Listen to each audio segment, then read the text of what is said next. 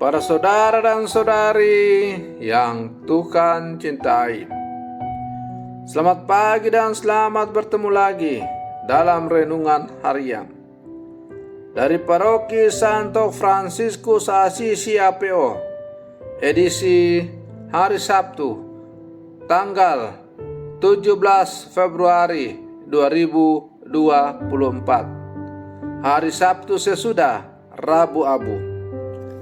Mengawali hari yang baru ini, kita hendak mendengar dan merenungkan sabda Tuhan.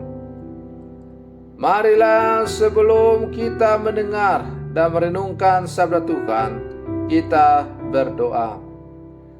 Dalam nama Bapa dan Putra dan Roh Kudus. Amin. Allah Bapa yang kekal dan kuasa, orang-orang berdosa menerima sabda pembebasan berkat Yesus Kristus Putramu terkasih. Kami mohon semoga hal ini menjadi kekuatan kami, agar selalu terbuka mata dan hati kami terhadap kesulitan dan keprihatinan sesama kami. Bersabdalah ya Tuhan, kami siap mendengarkan. Terpujilah Engkau Bapa, Putra dan Roh Kudus, kini dan sepanjang segala masa. Amin. Para saudara dan saudari yang Tuhan cintai, sabda Tuhan yang hendak kita dengar dan kita renungkan untuk mengawali hari yang baru ini diambil dari Injil Lukas pasal 5 ayat 27 sampai 32. Tuhan bersamamu. Inilah Injil suci menurut Lukas. Sekali peristiwa, Yesus melihat seorang pungut cukai yang bernama Lewi sedang duduk di rumah cukai. Yesus berkata kepadanya, "Ikutlah aku." Maka berdirilah Lewi dan meninggalkan segala sesuatu, lalu mengikut dia. Lalu Lewi mengadakan satu perjamuan besar untuk Yesus di rumahnya. Sejumlah besar pemungut cukai dan orang-orang lainnya ikut makan bersama-sama dengan dia. Orang-orang Farisi dan ahli Taurat bersungut-sungut kepada murid Yesus, "Mengapa kamu makan dan minum bersama-sama dengan pemungut cukai dan orang berdosa?" Lalu jawab Yesus kepada mereka, "Bukan orang sehat yang memerlukan tabib, tetapi orang sakit. Aku datang bukan untuk memanggil orang benar, tetapi orang berdosa, supaya mereka bertobat." Demikianlah sabda Tuhan. Para saudara dan saudari yang Tuhan cintai, seorang pemungut cukai bernama Lewi mendapat panggilan dari Yesus, "Ikutlah aku." Itulah antara lain kisah yang kita dengar melalui bacaan Injil hari ini. Kata-kata itu lebih merupakan sebuah ajakan daripada perintah. Lewi pun meninggalkan kantornya dan mengikuti Yesus. Pemungut cukai dianggap sebagai orang yang jahat karena mereka kerap tidak jujur. Namun bagi Yesus, Lewi sama seperti murid-murid lainnya. Ia datang untuk mengangkat keterpurukan manusia dan membawanya dalam kemuliaan Bapa. Disinilah semakin nyata bahwa kehadiran dan karya Yesus yang sejati.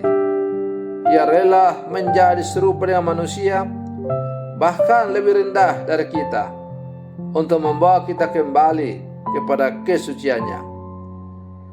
Yesus bahkan disebut sebagai sahabat pemungut cukai dan orang berdosa.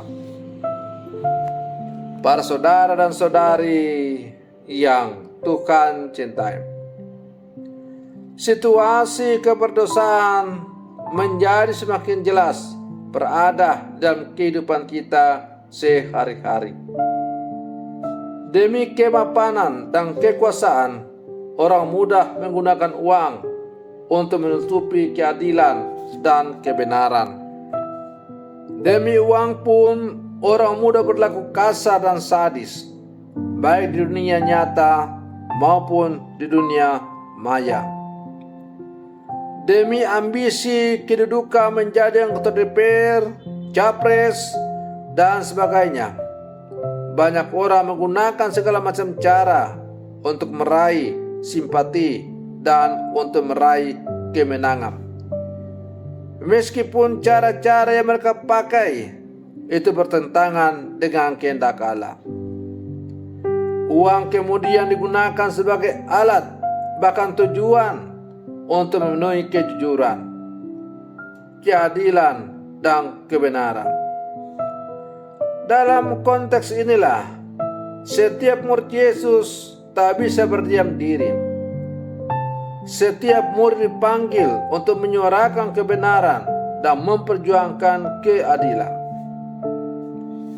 Melalui Injil yang dipendengarkan kepada kita pada hari ini, Yesus mengajak kita untuk meletakkan belas kasih yang nyata di atas segala-galanya. Kasih Tuhan tidak membeda-bedakan. Semua murid dipanggilnya pada pertobatan. Juga Lewi si pemungut cukai itu. Yesus menyapa Lewi bukan supaya dia membantunya, namun supaya ia meninggalkan kebiasaan lama dan mengikuti Yesus sebagai jalan dan hidup baru. Panggilan yang sama juga menjadi karya pastoral kita. Dalam diri dan pengalaman Lewi, kita menemukan kasih dan kemurahan Allah yang terbuka bagi setiap orang. Aku datang ke dalam dunia bukan untuk orang yang sehat, tetapi untuk orang yang sakit. Para saudara dan saudari yang Tuhan cintai, semoga perenungan saya untuk mengawali hari yang baru ini semakin menghantar kita untuk menjadi murid-murid Yesus yang sejati. Dan semoga masa prapaskah, masa puasa, masa retret agung yang sekarang kita layani sungguh merupakan menjadi sebuah sarana bagi kita untuk semakin mencari kehendak Allah dan menjadikan satu-satunya kehendak tertinggi dalam kehidupan kita. Semoga perenungan saya untuk mengawali hari yang baru ini semakin menghantar kita untuk menjadi murid-murid Yesus yang sejati.